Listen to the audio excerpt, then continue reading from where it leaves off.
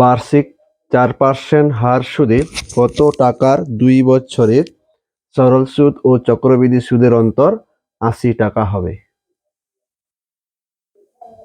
বার্ষিক 4% হার সুদে কত টাকার 2 বছরের সরল সুদ ও চক্রবৃদ্ধি সুদের অন্তর 80 টাকা হবে?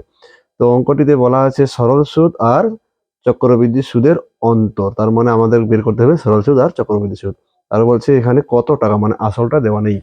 তাই এই অঙ্কটি খুব সহজভাবে আমি কিভাবে করতেছি লক্ষ্য রাখো। ধরে নেব প্রথমে, যে ধরি আসল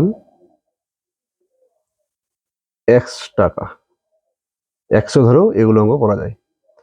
তাহলে এবার ATQ, মনে রাখবে সরল সুদ কম হয়, চক্রবৃদ্ধি সুদ সবসময় বেশি হয়। তো চক্রবৃদ্ধি সুদের ক্ষেত্রে দেখো এখানে 4%, মানে 100, তাহলে চক্রবৃদ্ধি সুদের ক্ষেত্রে যোগ হয় 100 + 4, তাহলে 104।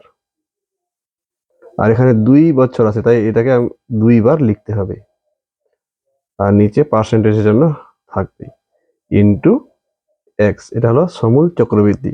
কিন্তু এখানে লেখা আছে চক্রবৃদ্ধি সুদ, তাই এখান থেকে আবার x-টাকে মাইনাস করে দিতে হবে। এটা হলো আমার চক্রবৃদ্ধি সুদ। এবার এখানে বলছে সরল সুদ। সরল সুদ মাইনাস কেন দিলাম, এখানে অন্তর।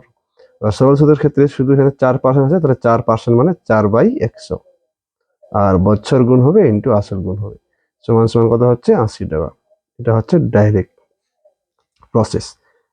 এবার কি করতে হবে, 104 আর 104 গুণ করতে হবে। শর্টকাট গুণ দেখো, 4 আর 4 প্রথমে গুণ করো, 4 4 16, তারপরে 4 আর 4 যোগ করো 8, তারপরে 0 0 0 1 1 1, এটা হলো শর্টকাট। তারপরে এক্স, আর নিচে 100 100 মানে 1 আর 1 গুণ করো, 1 1 1 হয়, আর এখানকার দুইটা টোটাল 4টা জিরো বসিয়ে দাও, তাহলে হয়ে গেল মাইনাস এক্স। এটা হচ্ছে চক্রবৃদ্ধি সুদ। আর এখানে 4 দুগুণা 8, এক্স নিচে 100, সমান সমান 80 টাকা।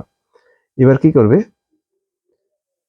এখানে লসাগু করার দরকার নেই, ডাইরেক্টলি বিয়োগ করে করবো। উপরের 10 থেকে নিচের 10 বাদ দিয়ে দিব, তাহলে কথা থাকলো 816, তারপরে নিচে 1000, তাহলে এটা উঠে গেল -8x/100 সমান সমান 80। এবার দেখো কিভাবে সহজ করবো, ইজি ভাবে কিভাবে করতে হয়। এখানে আছে 4টা জিরো, এখানে আছে 2টা জিরো, তাহলে বড়টা হচ্ছে লসাগু, আর উপরেটা যেরকম আছে ওরকমই বসবে। আর এখানে 8 আছে, নিচে দেখো 2টা শূন্য আছে, এখানে 4টা শূন্য আছে, তাহলে এখানে 2টা শূন্য বেশি আছে, ওটা দিয়ে দিতে হবে। এইভাবে শর্টকাট করে দিতে হয়। 816 থেকে 800 চলে গেলে, তাহলে আসলে 16 এক্স নিচে 1000 সমান সমান 10,000 নিচে 80। এবার ডাইরেক্ট কেটে দিতে পারবো, 16 5 80, তাহলে 5 আর 10,000 50,000, তাহলে আসল হয়ে গেল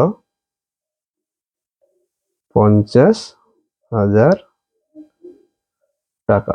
তো বন্ধুরা, কেমন লাগলো নিয়মটি? যদি ভালো লেগে থাকে তো অবশ্যই চ্যানেলটিকে সাবস্ক্রাইব করবেন আর অঙ্কটিকে একটি লাইক দিয়ে দিবেন। ধন্যবাদ।